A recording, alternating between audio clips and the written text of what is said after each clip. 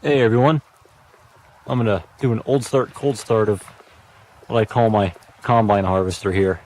I know it isn't. It's a John Deere 68. It's a, I don't know, 1970, 1980 something ride-on mower. Got it from a neighbor of mine. And so ridiculous and tiny, I was going to do something stupid with it, but it actually starts and runs and mows so good, I think I'm just going to keep it as a mowing tractor. But it's the best running Briggs & Stratton engine I've ever had. I have a pretty low opinion of Briggs, but this one runs really good. This one's been sitting all winter, freezing cold, and just put some gas in it, so let's see. Oh, and it's pretty warm today. It's probably about 45 degrees out.